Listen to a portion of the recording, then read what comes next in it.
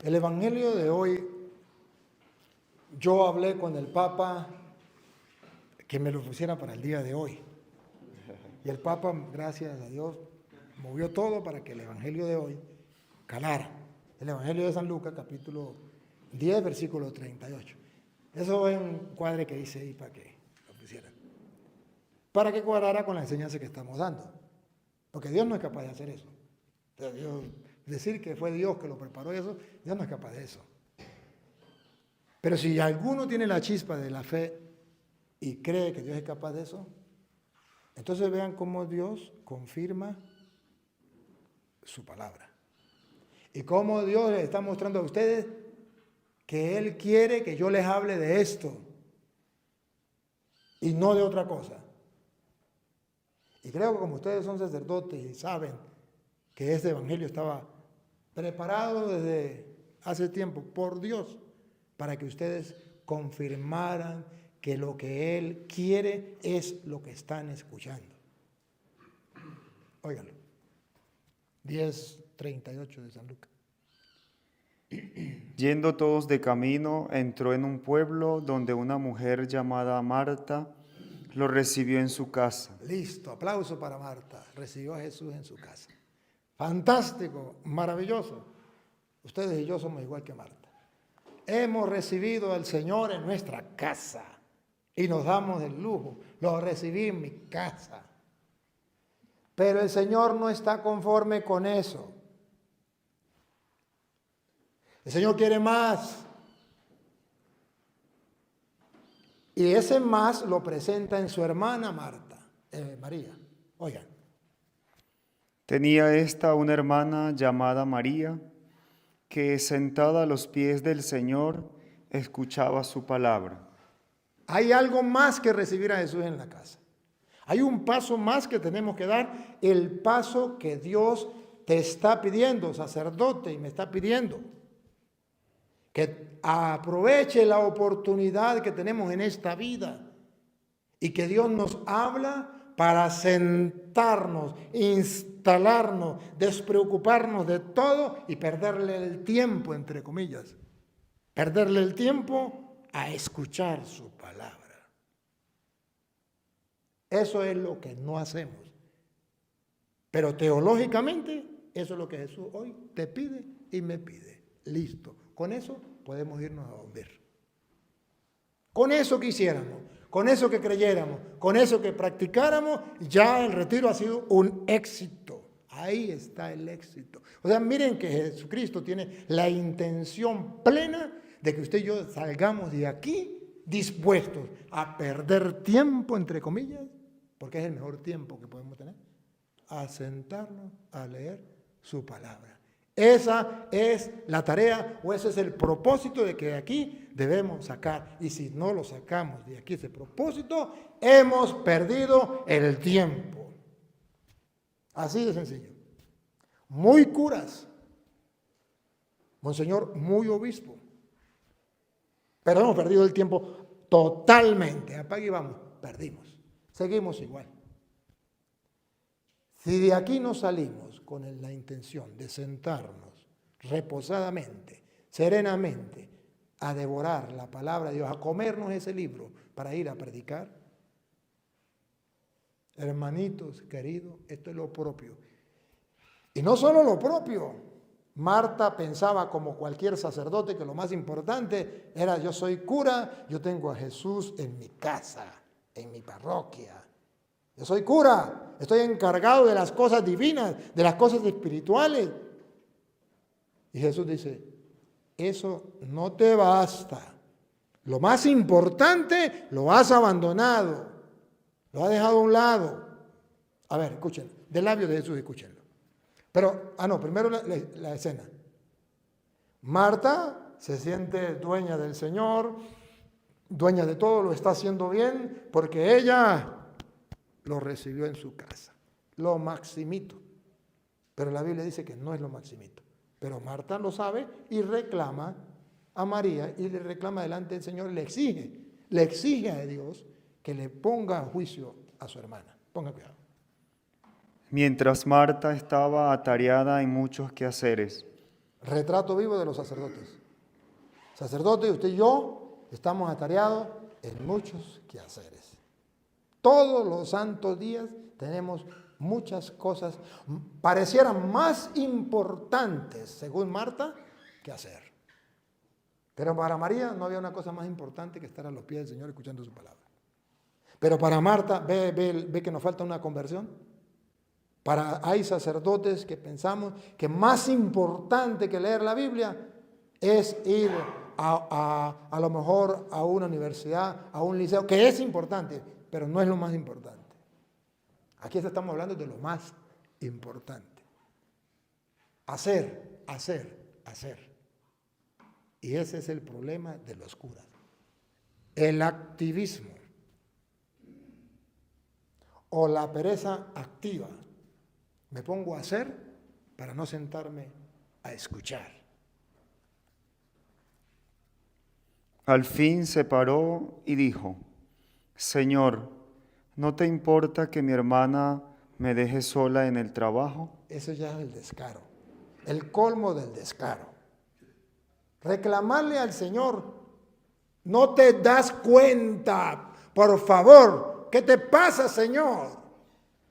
Y no es que eres el Señor y que lo sabe todo y que es el maestro. Y mira, no te das cuenta que mi hermana me ha dejado sola en esto. Para ella lo más importante es eso. Y ustedes están convencidos que lo más importante es lo que ustedes hacen. Que no es así. Al profeta el Señor le dijo que era cuando se comiera el rollo y cuando predicara, eso era lo más importante, y ya Dios se encargaba de que los huesos se unieran, de que agarraran piel, carne, nervios y todo, y que invocara al Espíritu, y ya Dios se encargaba de darles vida. Usted no tiene que hacer más nada, eso es lo más importante. Pero llega el colmo de reclamarle al Señor. Dile pues que me ayude. Dígale que deje de perder tiempo. Está perdiendo el tiempo cuando hay tantas cosas más importantes que hacer. Le respondió el Señor: Es el Maestro, el camino, la verdad y la vida. Marta, Marta. Lamento. ¿Cuánto la lamento? Marta, Marta, me duele. Marta, Marta. Te preocupas y te agitas por muchas cosas. Muchas cosas te preocupan, son más importantes y te agitan, desgasta la vida. Eso es lo peor, desgastamos, perdemos la vida en muchas cosas. Y oigan de labios de Jesús, no de labios míos, de labios de Jesús, óiganlo. Y hay necesidad de pocas, o mejor, de una sola. Listo. ¿Qué es lo que no entienden ahí, hermanos sacerdotes? Díganme, ¿qué es lo que ustedes no entienden? Hay necesidad de una sola cosa: estar como sacerdotes del Dios Altísimo, a los pies del Señor, escuchando su palabra, porque desconocer las Escrituras es desconocer a Jesucristo. Y es que esto fue escrito para que usted y yo creamos que Cristo es el Mesías. Y para que creyendo tengamos vida en su nombre. Para eso. Una sola cosa es necesaria, esa la que ustedes han abandonado. Esa la que hoy he tratado de exponerle de una o de mil maneras para ver si hay una forma de que lo entiendan. Porque estoy convencido que esa es la crisis más grande que hay dentro de la iglesia. Cuando Jesús dijo la mies es mucha y los trabajadores pocos, no está diciendo que sean pocos los curas, porque Él mismo escogió 12 para transformar el mundo. Entonces, eran pocos los que, como María, se ponen a los pies del Maestro para escuchar, encarnar su palabra y dar a conocer a Cristo en el mundo. Una sola cosa necesaria. María ha elegido la mejor parte. Es elección, nadie te va a obligar. El obispo te respeta. Eres sacerdote, nadie te va a obligar. Es una elección. O lo eliges o lo dejas. Punto. Yo he tomado la elección de tomarlo, de leerla, de gustarla. Y Jesucristo me ha apoyado y confirmado con lo que Él hace a través de mi ministerio. Eligió la mejor parte. Oigan, esto es para entusiasmarnos a nosotros. Siempre buscamos lo mejor. Si hay las presas de pollo, la mejor. Si hay una hamburguesa, la mejor. Si hay un carro, el mejor. Si hay una casa, la mejor. Espiritualmente, ¿qué es lo mejor? La palabra de Dios, sentarme a leer la palabra de Dios, a gustar la palabra de Dios. Es lo mejor, según dice el maestro. No lo estoy inventando yo, esto no lo escribí yo. Pero es una tontería. Diga lo que quiera. Yo soy hombre de fe. Creo eso y punto, ya, listo. No se hable más. De eso se trata. Se trata de leer la palabra de Dios no para yo someterla a juicio, no para yo agregarle o quitarle. Se trata de leerla para encarnarla así como está, sin adulterarla, sin cambiarla, así como viene. Me la como completamente, la digiero y la disfruto. Ya, listo. No tengo por qué someterla. Él es Dios. Él ya antes de plasmar su palabra lo pensó y lo inspiró a los hombres para que se escribiera eso. Punto, ya. Yo no tengo que hacer nada, solamente creer y ya. Eso es lo que cuesta. Sigue. María ha elegido la mejor parte que no le será quitada. Nadie se lo quitará. Nadie se lo quitará. El don de Dios, ese de poder gustar la palabra y poder darla a conocer luego a los demás, nadie se lo puede quitar. Hagan lo que sea, pero no lo pueden quitar. Entonces, esta es la mejor parte. Y en el campo de ustedes y en el campo mío es lo que Jesús quiere. Fíjense ustedes, San Lucas, el mismo San Lucas, capítulo 5, versículo 5. Ustedes recuerdan, búsquenlo. San Lucas, capítulo 5, versículo 5. Ustedes lo recuerdan. Jesús va y encuentra unos pescadores. Encuentra a los pescadores, están trabajando toda la noche, van de regreso, ya perdieron toda esperanza, no han pescado nada. Como ustedes y yo, en una parroquia, tantos años y no hemos pescado nada. Y ya decepcionados, se deciden a irse y Jesús les dice, muchachos, ¿han pescado algo? Nada, no hay nada, no hay nada. Tiren las redes a la derecha. Escuche la palabra 5:5 de San Lucas. Simón le respondió, Maestro, hemos estado bregando toda la noche y no hemos pescado nada. Listo. Humanamente no hay esperanza. Humanamente todo está perdido. Humanamente ya nos vamos. Listo. Ya recogimos las redes. Pero queda una opción que no es humana, es sobrenatural, es del Espíritu, es de la fe. Queda una opción, véanla, subráyenla. Pero basta que tú lo dices, echaré las redes. Por tu palabra, por lo que tú digas, por tu palabra, hagan lo que Él diga. ¿Por qué me llaman Señor, Señor y no hacen lo que yo les digo? He aquí la esclava del Señor, hágase en mí según tu palabra. Por tu palabra echaré las redes. Esta es la opción que nos queda a los curas. Cuando todo está perdido. Cuando parece que no hay solución. Cuando no hay resultados. Cuando están los huesos secos, completamente secos. Cuando todo está muerto, todavía queda una opción. Obedecer a la palabra, encarnar la palabra, hacer lo que Él dice, punto, sin sacar excusas. Y cuando, ustedes ya saben la historia, cuando hacen lo que Él dice, sacan tal cantidad de peces. Y cuando Jesús ve que Pedro, ojo, los demás no, cuando Jesús ve que Pedro obedece a su palabra y tira las redes, Jesús no se dirige a todos. Versículo 10. Se dirige a Pedro. Óiganlo. Estaban nosotros ahí. Versículo 10 del capítulo 5. Y lo mismo les ocurrió a Santiago y a Juan, hijos de Zebedeo, que eran compañeros de Simón. Estaban sorprendidos por lo que había pasado. Lo mismo que Pedro, a ellos también. Pero ojo, ¿qué pasa? Jesús dijo a Simón, ¿y por qué a los otros no? Teológicamente tiene una enseñanza. ¿Por qué a los otros no? Si también eran apóstoles. Porque los otros no creyeron en la palabra. Porque los otros no fueron capaces de hacer un acto de fe, no dieron el paso de creer. No tenían fe. Entonces solo a Pedro le dice, no temas, no temas, Pedro. desde ahora serás pescador de hombres. El que crea en mi palabra, el que obedezca a mi palabra, será pescador de hombres. El que no obedezca a mi palabra se fregó. Y lo he comprobado. Creo en la palabra y voy por el mundo y voy a donde sea. Y son miles de personas que van a escuchar la palabra y miles de personas que se convierten. Yo lo compruebo en pleno siglo XXI. Pensemos en Estados Unidos, donde la gente está trabajando, no tiene tiempo para Dios, donde la gente se ha vuelto atea. Pensemos en Estados Unidos, llegar 5,000, 10,000, 15,000, 20,000 personas.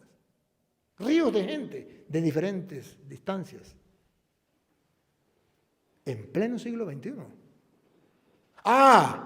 Pero el Señor dice que cuando hay un Pedro dentro de los curas que se arriesga a creer en la palabra a pesar de que todo esté perdido, Él lo hace a ese Pedro, pescador de hombres.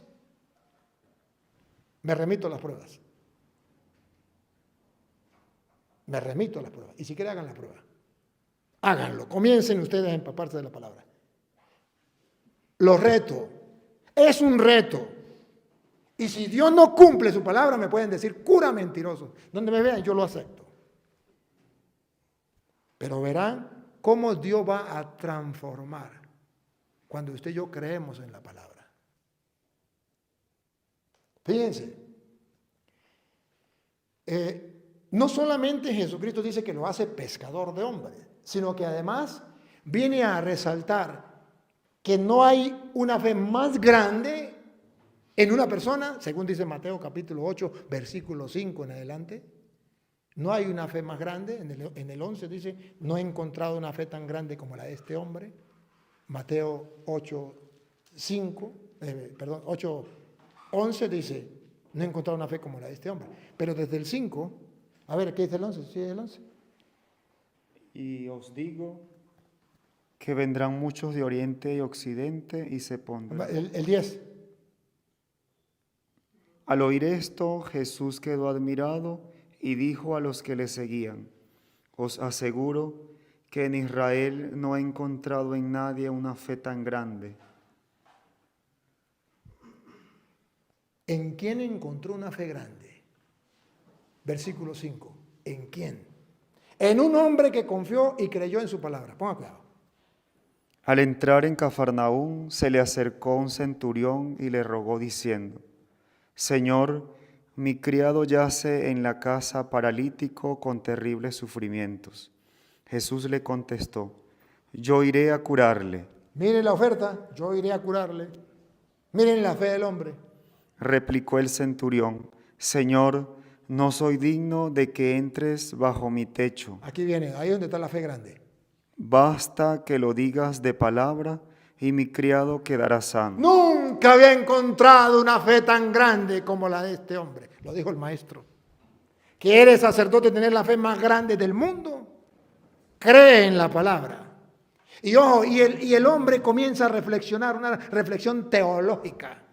Porque tengo soldados a mis órdenes. Y le digo a uno, ve y va. Y le digo a otro, ven y viene. Y haz esto y lo hace. Si yo soy un simple mortal, digo la palabra y se cumple, ¿qué será la palabra de Dios? Válgame Dios. ¿Qué está pasando? No creemos en la palabra. Y nos perdemos todas las bendiciones de Dios. Todas las ofertas habidas y por haber que Dios nos promete, que Dios nos da, por falta de fe. Por falta de fe. Por no saber lo que la palabra de Dios puede hacer. Por no conocer a Jesús. ¿Se acuerdan? Mateo 14, 27, 19, 27 y 26. A ver, ¿qué dice el 26? Los discípulos, viéndolo caminar sobre el mar, se turbaron y decían, es un fantasma, y se pusieron a gritar de miedo. Quédese ahí. ¿Qué pasaban los discípulos, los apóstoles, cuando Jesús venía caminando sobre el mar? Caramba, era para decir, mi Dios y mi Señor, grande y poderoso como Él, no hay nadie. Cuando ven a Jesús caminar sobre las aguas, dicen, es un fantasma. ¿Qué le pasó? ¿Qué quiere decir teológicamente es un fantasma? Varias cosas. Que no conocen a Jesús. Y eran los apóstoles. No lo conocían. Tenían un Dios chiquitico. No un Dios capaz de caminar sobre las aguas. Él conocían a Jesús y sabía que Jesús tenía poder y todo, pero llegar al extremo de caminar sobre las aguas, no. Eso es acaso un fantasma. Segundo, ¿qué teológicamente significa un fantasma? Que ellos tenían un concepto de Cristo errado, un Cristo idea, mito, leyenda, un fantasma. Un fantasma, ¿qué significa? Un fantasma simplemente significa que, pues ni existe. Los fantasmas no existen. Son fantasmas por eso, porque no existen. Creían que ese Dios poderoso no existe. Y eran los apóstoles. Y los apóstoles pasaron por ahí. Y usted y yo tenemos que pasar por ahí. Donde nuestra mente tiene un concepto errado de Jesús. Donde nuestra mente no es capaz de reflexionar y captar que Jesús es el Todopoderoso. Que por Él fueron hechas todas las cosas, celestes y terrestres, visibles e invisibles, tronos, dominaciones, principados, potestades, todo fue creado por Él y para Él, y Él es tan grande que puede caminar sobre las aguas, no lo puede hacer más nada, en medio de la tempestad, en medio de las olas y el viento. Pero ellos no lo conocían, muy apóstoles de Cristo, habían convivido con Él, pero no lo conocían. ¿No es lo mismo que les pasa hoy día a los sacerdotes y a los obispos? Caminamos con Él. Celebramos la misa, hacemos lo que el Señor manda o lo que la iglesia nos pide, pero no sabemos a quién le servimos, quién es Jesús, hasta dónde está su poderío, su grandeza, hasta dónde llega. No lo sabemos, lo limitamos, creemos que Jesús es un fantasma, una idea, un mito, una leyenda. Y comenzaron a gritar de miedo. ¿No fue eso lo que pasó en la pandemia con los curas y los obispos? Sigue. Pero al instante les habló así Jesús, tranquilos, soy yo. Listo. No me conocen. Ya sé que no me conocen, pero tranquilos. Tranquilos. Soy yo. Soy yo significa que Él quiere que lo conozcamos, que el paso de leer las Escrituras es para conocer a Jesucristo. Desconocer la Escritura es desconocer a Cristo. Como no hemos leído la Escritura, no sabemos hasta dónde alcanza el poder de Cristo, hasta dónde llega nuestro Dios, cuál es el tamaño de su poder. Todo poder se me ha dado en el cielo y en la tierra. ¿No recuerdan en Mateo 28, 18? Todo poder se me ha dado en el cielo y en la tierra. Tarea para la casa. Es el Todopoderoso.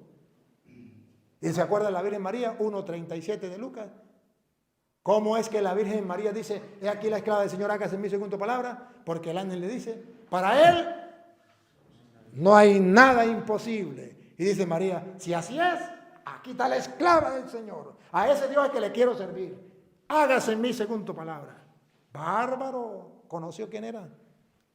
Aquí está la esclava del Señor. Si para Él nada es imposible, aquí estoy yo dispuesto a servirle. Me siento orgulloso de ser sacerdote del Dios Altísimo y servirle a tan grande Señor. Ah, pero ¿cómo lo conozco? A través de las Escrituras.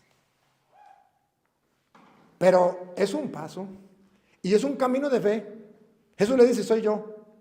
Y Jesús le enseña cómo caminar en fe. Siga. No temas. No temas. Pedro le respondió, Ahí vemos a Pedro, hombre de fe. Señor, si eres tú, mándame ir hacia ti sobre las aguas. Pedro dice, No estoy como muy seguro, ¿no? Vea que la fe de Pedro no está madura. Todavía lo duda. Dice, si eres tú. O sea, en castellano significa, yo quiero creer, yo quiero conocerte. Me estoy sorprendiendo, me encuentro con un Jesús que yo no conocía, que es más grande que lo que yo pensaba. Pero yo quiero conocer a ese Jesús. Y yo quiero experimentar a ver hasta dónde llega su poder. Y a ver hasta dónde Él puede actuar en mí. Si eres tú, te reto. Mándame a caminar sobre las aguas, en medio de la tormenta, el viento huracanado, lo que sea. Va, mándame para ver si eres tú. A ver qué poder tienes. Le dijo, ven. Jesús le dijo, ven, escuche su palabra, ven, como el soldado. Tengo soldados a mis órdenes y le digo a uno, ven, y viene. A otro, ven, ven. Bajó Pedro de la barca. ¿Por qué bajó Pedro de la barca? Porque creyó en la palabra, ven. Y por la palabra, se imaginan, ubíquense, el mar está bravo, el viento en contra. Y Jesús le dice, ven. Imagínense a Pedro. Sabe que se va a hundir. Sabe que se va a hundir. Sabe que toda la cosa está difícil. Todo está en contra. Pero, ¿qué hace que Pedro camine en fe? La palabra. ¿Cuál? Ven. Y cuando Pedro, usted no se va a lanzar. Pedro es un tonto, dirían los discípulos. Se va a morir el tonto. Se va a ahogar. ¿Cómo va a confiar en la palabra? Está bien confiar en la palabra en otro momento. Pero ahí, cuando todo está destruido, cuando todo se acaba, cuando vemos, es que no ven, es que están ciegos, lo mismo de la pandemia, ¿no se acuerdan? Cuando todos decían es que estos se van a morir, es que se mueren, es que no se escapan, es una locura, que no lo cura ni el cura. Y si el cura lo cura, es una locura del cura. Y dijo Pedro, yo creo en su palabra. Y lanzó. Y dice la Biblia que Pedro comenzó a caminar sobre las aguas. Yo tuve esa experiencia. En la pandemia, yo caminé sobre las aguas. No usé tapabocas ni vacunas. Y al pueblo de Dios no le dejé celebrar misa. Y no dejé confesar a los enfermos de coronavirus. Los confesé. Los atendí. Oré por ellos. Para la gloria de Dios se mejoraron. Alrededor murieron cantidad. Y en mi pueblo, pregunten. Y decía la guardia, se va a morir todo el pueblo por culpa suya. Lo vamos a meter preso. Métenme preso después que se muera la gente. Porque hay pruebas. Pero antes de que la gente se muera, no me meta preso. Porque yo creo en Jesús, yo creo que está vivo y es poderoso. Yo quiero que usted sepa que ese es mi Dios y en Él confío. Y le decía a la gente, vamos a orar. Vamos a orar al Santísimo. Hacíamos oraciones al Santísimo. En un lugar, en otro, porque la guardia nos perseguía. Atendíamos diariamente 2,000 personas, caminantes. Dormían 500 unas encima de otras, y a las demás los atendíamos. Era para destruirse todo. Pero creí en la palabra y di el paso.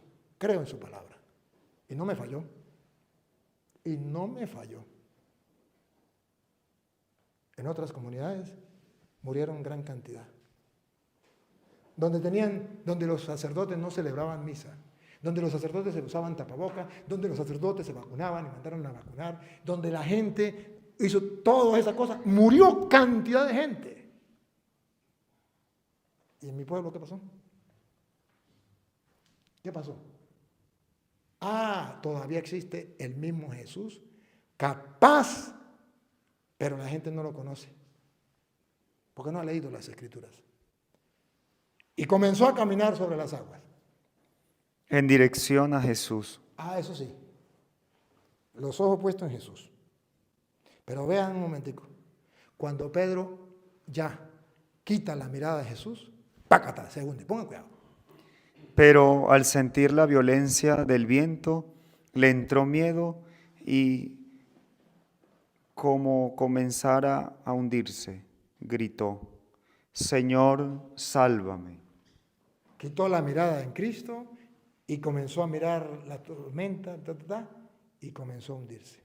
Cuando usted, sacerdote, y yo quitamos la mirada de Cristo, nos hundimos. No hay remedio, no hay opción, no hay pataleo.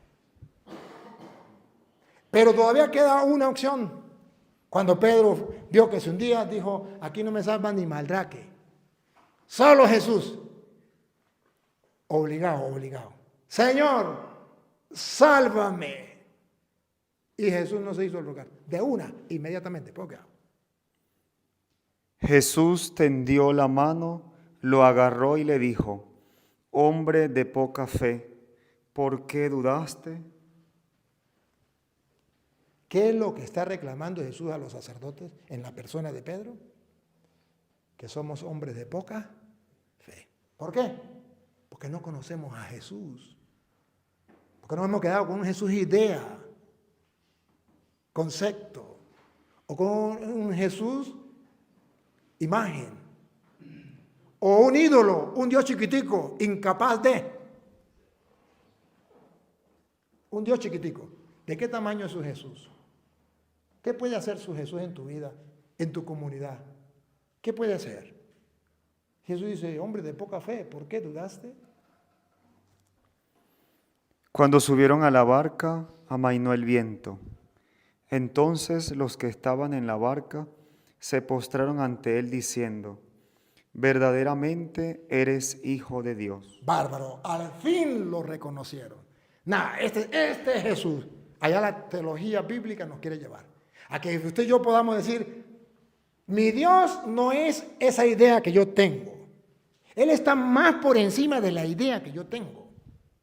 Mis pensamientos se quedan cortos. Verdaderamente, este es el Hijo de Dios. Pero no solamente ahí. En el capítulo 8, versículo 27, ahora, ustedes van a ver qué pasó. Los mismos discípulos, los mismos apóstoles. Algo está pasando. Los sacerdotes. ¿Por qué no creemos en la palabra de Jesús? Porque no sabemos quién es. Si no sabemos quién es, ¿cómo le vamos a creer? Y aquellos hombres maravillados decían, Los apóstoles, maravillados decían. ¿quién es este? Escuchen la pregunta de los apóstoles, otra vez. ¿Quién es este? Teológicamente quiere decir no lo conocían. Y andaban con él, y caminaban con él, pero no lo conocían. ¿Quién es este? ¿Y qué fue lo que les sorprendió? Que lo sacó de los esquemas, que lo sacó del concepto que tenía, que su mente no abarcaba el poder que tenía él. ¿Quién es este? Pongan cuidado, ¿qué fue lo que desbordó a los apóstoles? Y decir, ¿quién es este? Escuchen. Que hasta los vientos y el mar le obedecen. Eso es lo que ellos no entendían. Ellos tenían a un Jesús que tenía un poder limitado, un diosito, un ídolo. No creían que era el todopoderoso, el Dios grande. Y cuando ve que el viento y el mar le obedecen, dice, ¿y quién es este? Hasta el viento y el mar le obedecen. Está por encima de lo que yo pensaba, de lo que yo me imaginaba. ¿Y cuándo fue? Cuando Jesús se paró. ¿Se acuerda que la barca se hundía, el agua se le metía y el viento estaba en contra y todo eso? Y Jesús dormía al lado. Y ellos lo despertaron, Señor, no te preocupes que nos vamos a hundir. Y Jesús se paró y le dio la orden al viento y al mar. Y les reclamó a ellos que por qué dudaban, hombres de poca fe. Y ellos dijeron, ¿y quién es este? Que hasta el viento y el mar le obedecen. Dejémonos impactar por Cristo. Conozcamos a Cristo. Creamos en su palabra. A través de su palabra lo vamos conociendo. ¿Creen ustedes por qué están los santos evangelios? ¿Y por qué en los santos evangelios? Nunca se han preguntado ustedes por qué los santos evangelios hablan con parábolas y por qué los santos evangelios, casi todo es los milagros que hizo Jesús. Los milagros de Jesús. ¿Para qué? Para que creamos, para que lo descubramos, para que nos demos cuenta que mi Dios es todopoderoso y podamos decir como los carismáticos, no hay un Dios tan grande como tú. No lo hay. No lo hay. No hay un Dios tan grande como tú y yo soy sacerdote tuyo. No lo hay. No lo hay. No hay un Dios que pueda hacer las cosas, y yo soy embajador de Él, como las que haces tú. No hay un Dios que pueda hacer las cosas como las que haces tú. No es con espada, ni con ejército, es con su Santo Espíritu. Ojalá y lo conociéramos. ¿Quién es este? Y si conocemos quién es, creemos en su palabra. A ciegas. Él lo dice, yo lo creo. No falla, para Él no hay nada imposible, lo conozco, lo disfruto, me alegro, me extasío, soy dichoso, soy el ser más dichoso porque le sirvo al Rey de Reyes y Señor de Señores, al Dios de Abraham, de Isaac, de Jacob, el Dios que hace lo imposible. Bárbaro. Que con su sola palabra, dice el Génesis 1 en adelante, hágase, y el sol se hizo, hágase, y la tierra se hizo, hágase, se hizo el universo, ¿quién da más? Y no dice Juan, resumiendo eso, Juan 1:3, o desde el 1, en el principio era la palabra estaba con Dios, la palabra era Dios, sin ella no se hizo nada, y por ella se hizo todo. Bárbaro. Con su palabra, ese tiene que ser muy grande, muy poderoso, Naguará. Qué bárbaro. ¿O no dice Hebreos 1:2 en adelante? Que Él con su palabra lo sostiene todo.